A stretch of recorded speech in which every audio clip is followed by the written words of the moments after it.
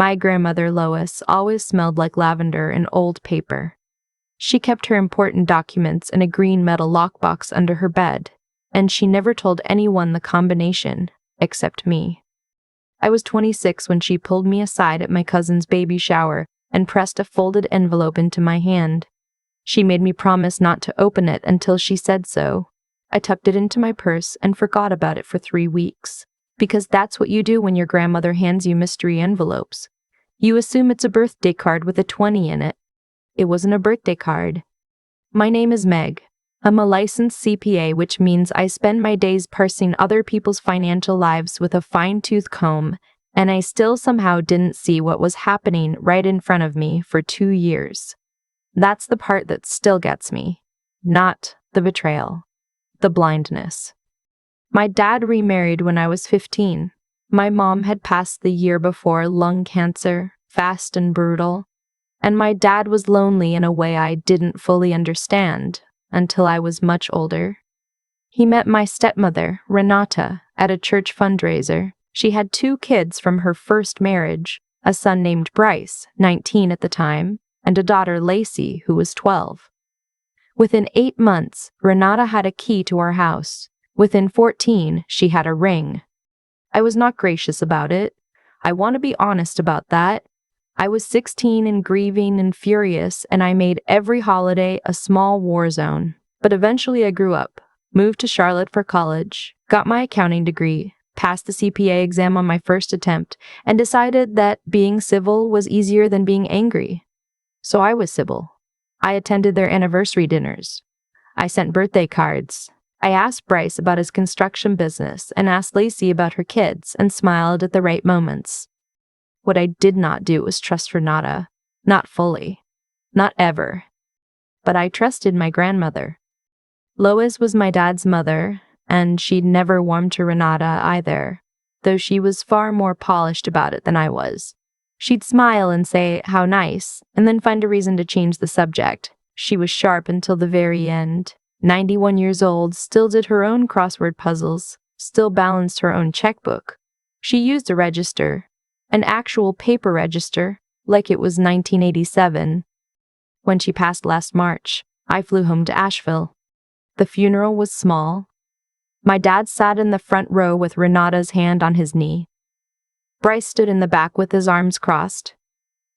Lacey cried loudly in that performative way that always made me feel guilty for noticing. I sat 2 rows behind my dad and stared at the back of his head and thought about how much I missed my mom. After the service, we went back to my grandmother's house, the old Victorian on Merriweather Lane that she'd lived in for 43 years. My aunt, Deb, my grandmother's other child, flew in from Portland. She and my dad hadn't spoken much in the past few years. Some old argument about money that I never got the full story on. And you could feel the tension between them like a low-pressure system before a storm.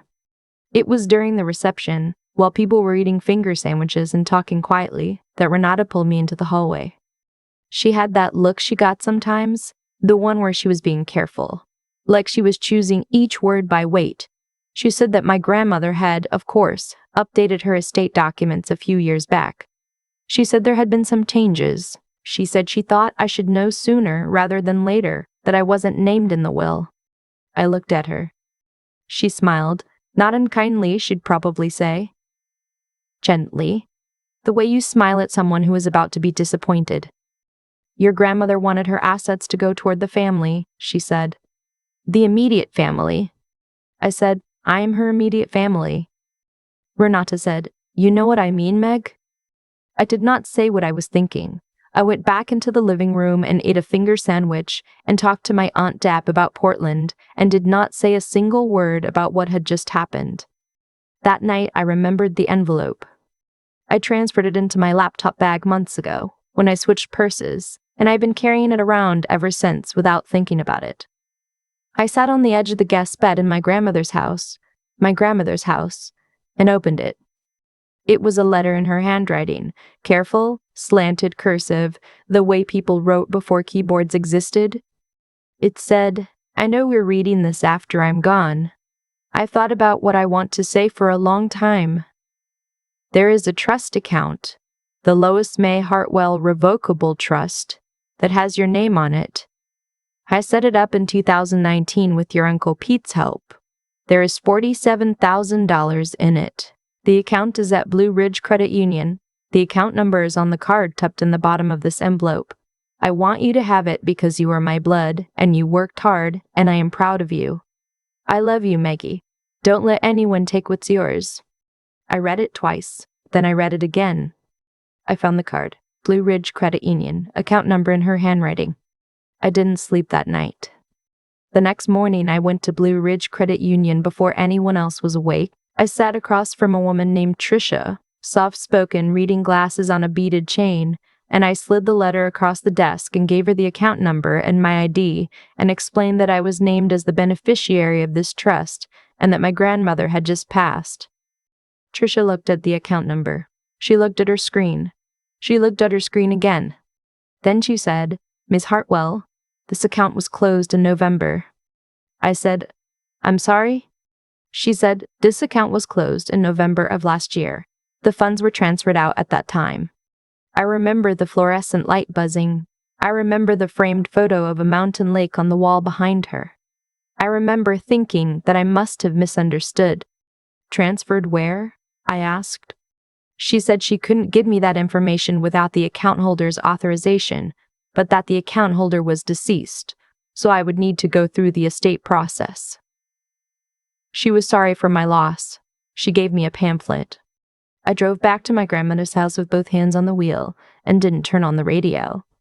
Here is what I knew. My grandmother had set up a trust in 2019. She had written me a letter about it in her own handwriting. She had tucked an account number into an envelope and made me promise to hold on to it. And someone had closed that account, moved $47,000 somewhere else, in November. My grandmother had passed in March. The money was moved in November, 4 months before she died. My grandmother, in November, had been in memory care.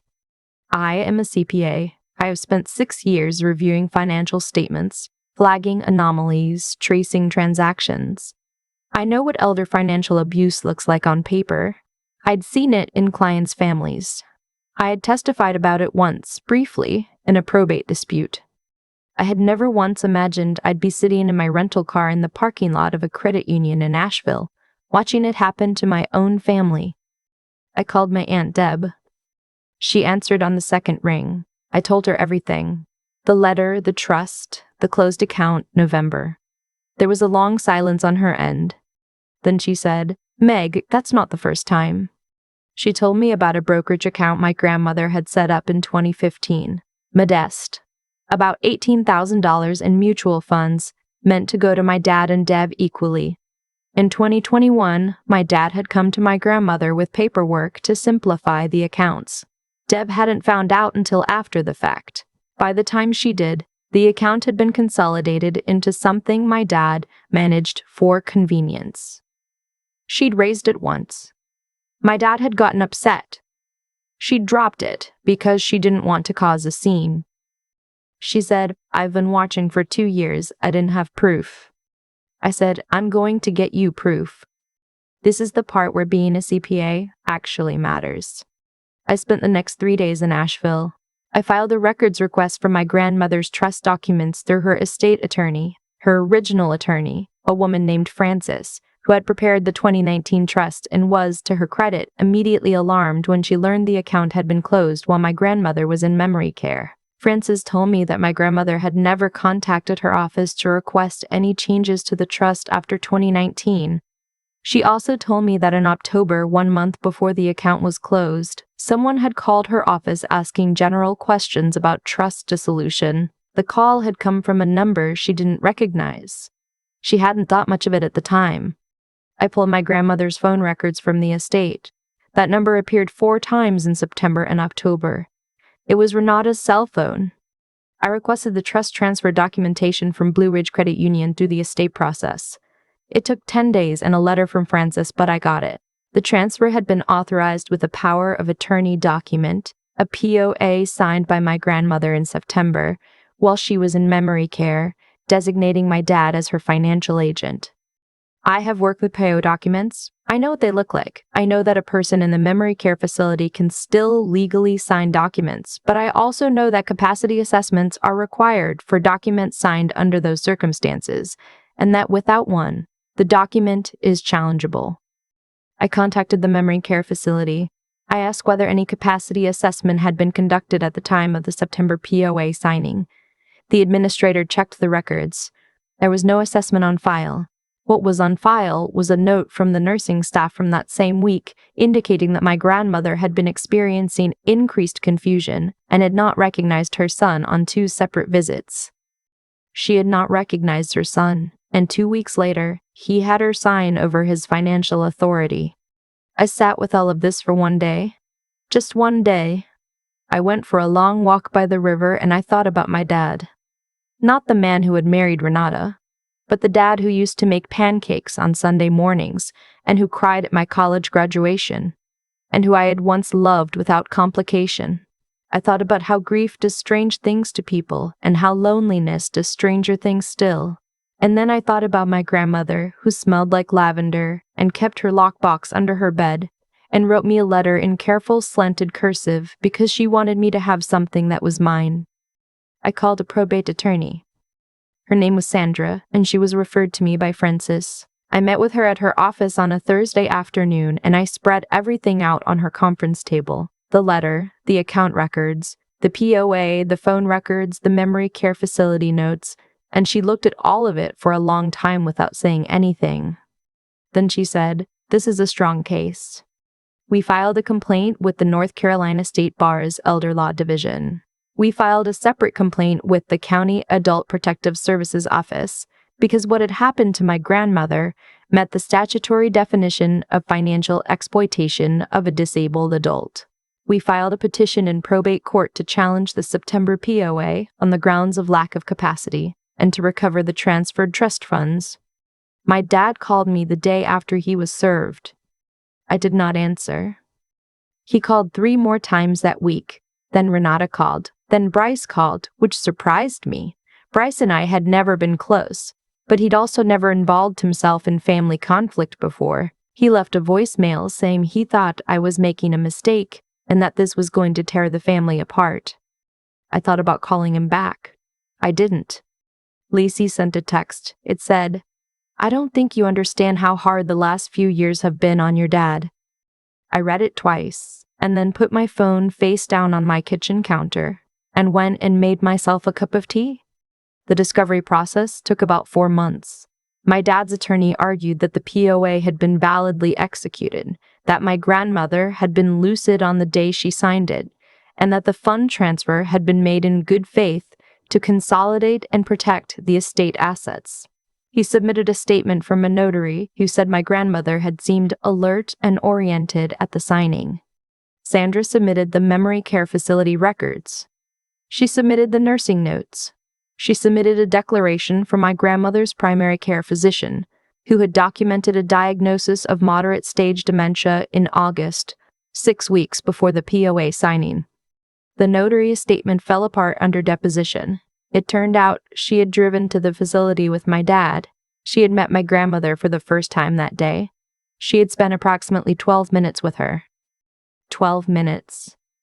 The money, all $47,000, had been transferred into a joint account held by my dad and Renata.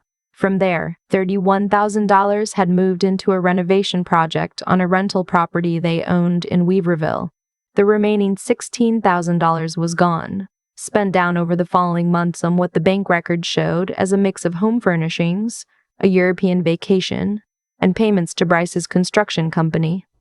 My grandmother's money paid for their kitchen backsplash and a trip to Italy.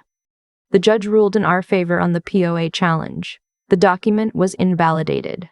The trust funds were to be restored, with interest, and the cost of legal proceedings was assessed against my dad. There was also a referral to the district attorney's office. I don't know yet where that goes. These things move slowly.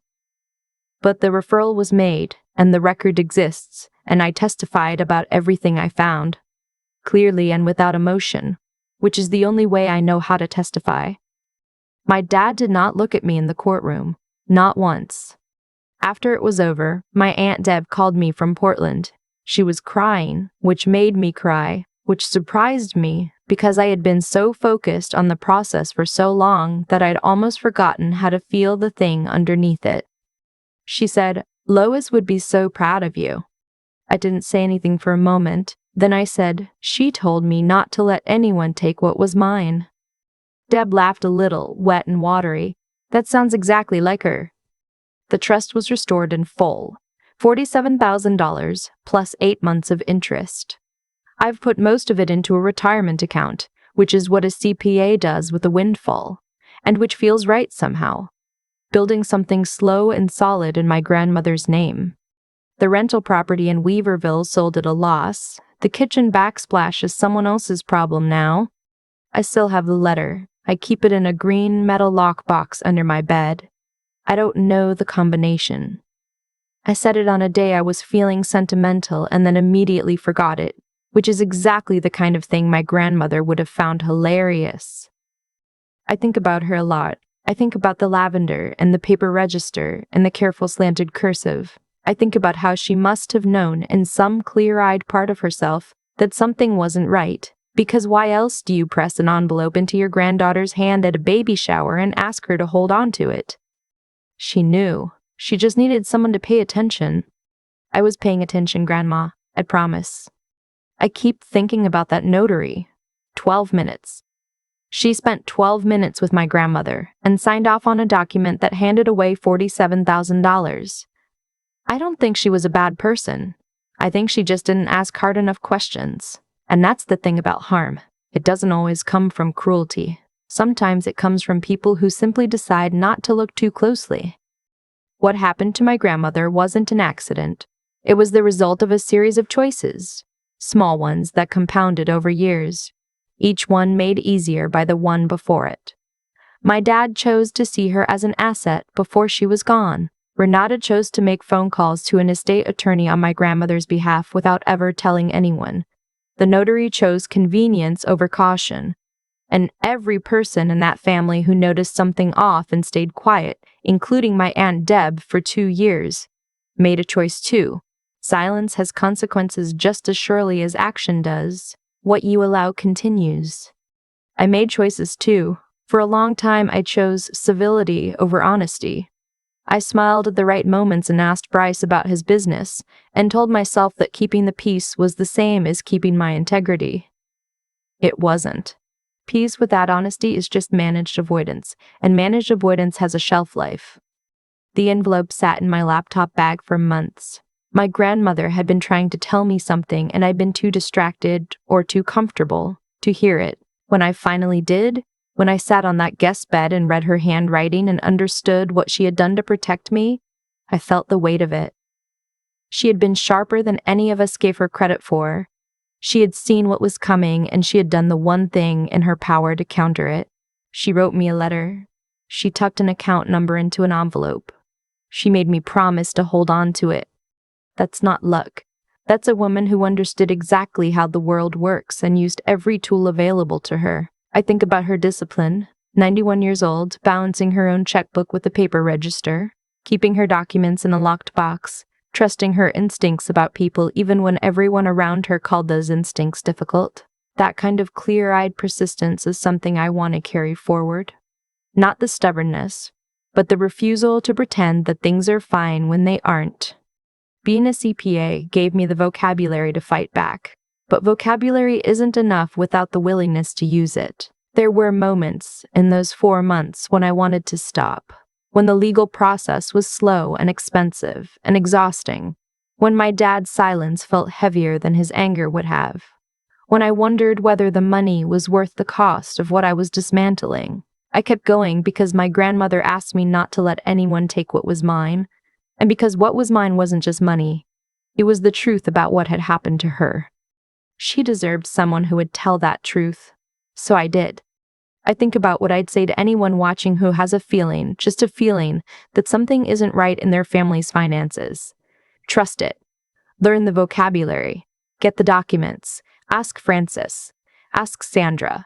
Ask the memory care facility to pull the records. The systems exist. They are slow and imperfect and sometimes maddening, but they exist, And they work when someone is willing to sit across the table and spread everything out and say, "Look at this." My grandmother kept her lockbox under her bed for 43 years. She knew exactly what she was protecting, and exactly who she was protecting it for. I was paying attention, Grandma. Finally, I was paying attention.